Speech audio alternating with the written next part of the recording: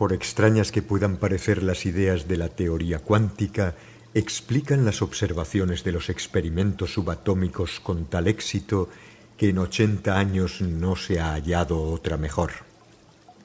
Estos son los experimentos que preparan el camino para nuevas reflexiones sobre nuestro papel en la historia y el destino de la raza humana. En los artículos divulgativos podemos ver que es evidente que los investigadores han estudiado seriamente la posibilidad de observar el tiempo e influir en los resultados. ¿Qué podemos hacer con esa información? ¿Cómo afecta a nuestra vida diaria un conocimiento de tal magnitud? Para conseguir que esta información tan abstracta desempeñe un papel importante en nuestra vida, como mínimo tenemos que poseer un entendimiento conceptual de cómo trabajan los principios. Al aplicar nuestra nueva física al antiguo don de la profecía, contamos ahora con un vocabulario más amplio para describir las visiones de los antiguos videntes y el papel de sus visiones en nuestra vida.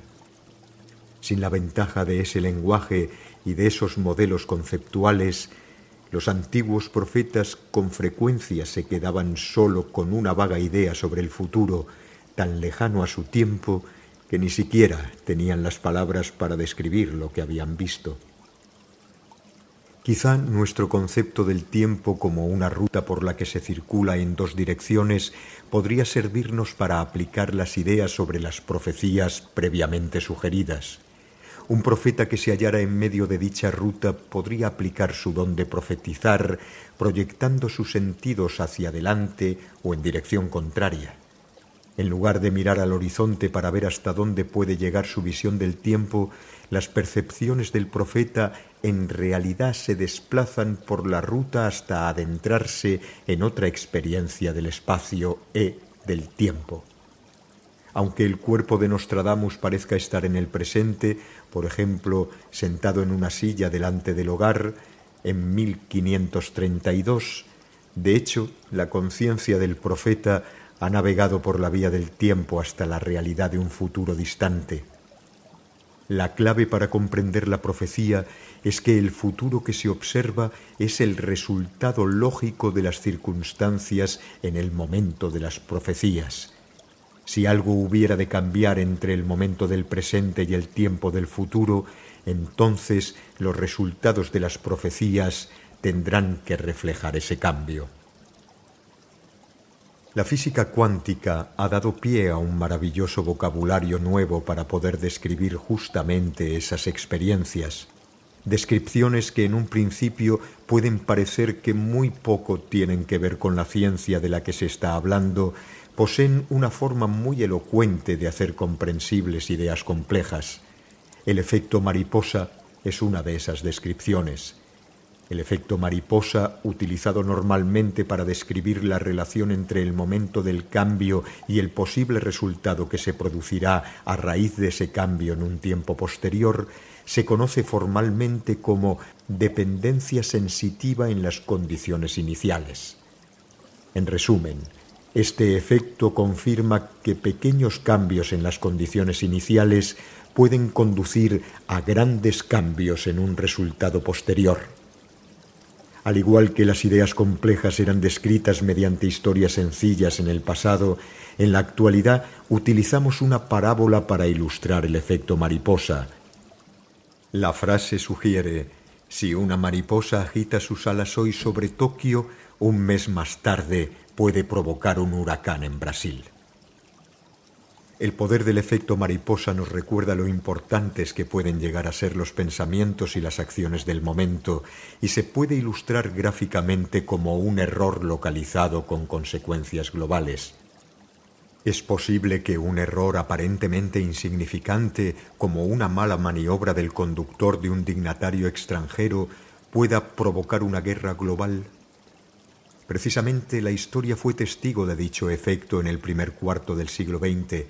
Era el año 1914 y el dignatario era el archiduque Francisco Fernando de Austria.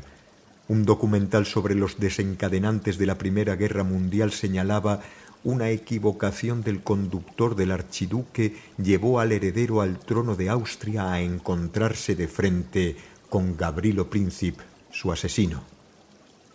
¿Qué habría pasado si el conductor hubiera girado por otra calle o si ni siquiera hubiera conducido ese día? Aunque el asesinato del archiduque bien hubiera podido acontecer en otro punto de la línea del tiempo, probablemente no habría sucedido ese día y de ese modo. Quizá la misma equivocación cometida más tarde se habría producido en un mundo cuyo clima político hubiera permitido que todo quedara en un error. Estas visiones nos pueden servir de recordatorio para no subestimar el poder del efecto mariposa por la delicadeza de su homónima. Al ver las profecías de hace miles de años sobre nuestro futuro, el efecto mariposa puede explicar por qué algunas de ellas parecen haberse cumplido fielmente, mientras que otras parecen haber fallado por completo. Si tenemos en cuenta que cualquier cambio dentro de la generación en la que se ha hecho la profecía puede afectar al resultado de la misma, es sorprendente que las visiones sobre nuestros tiempos, vistas hace miles de años, guarden alguna semejanza con la visión original del profeta. Si seguimos con nuestra analogía de la ruta, lo que los antiguos profetas puede que supieran, o quizá no, es que en una senda paralela al lado de una ruta del tiempo por la que circulaban, había otra que se movía al mismo tiempo y en la misma dirección. Cerca de esa ruta hay otra, y al lado otra. Cada una de ellas es invisible para las demás.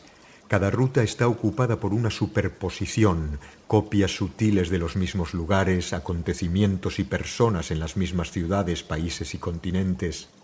La diferencia entre las rutas es que la experiencia en cada una de ellas cambia ligeramente en relación a su vecina. Cuanto más se alejan las rutas de aquella donde se yergue el profeta, mayores son los cambios. En las que están más cerca, las diferencias pueden ser mínimas y apenas se distinguirán unas de otras. Aquí lo importante es que, aunque sutil, existe una diferencia.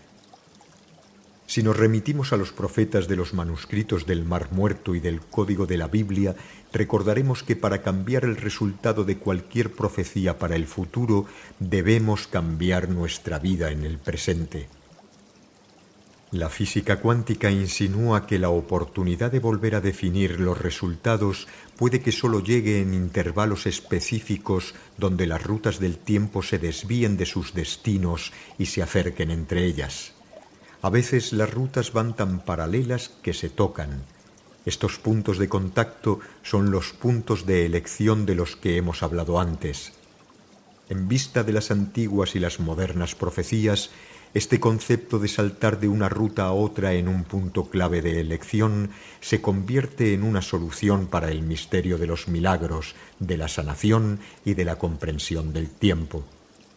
Además, esta antigua ciencia, ahora bien fundada en la física moderna, ofrece una nueva esperanza ante la presencia de predicciones catastróficas para nuestro futuro.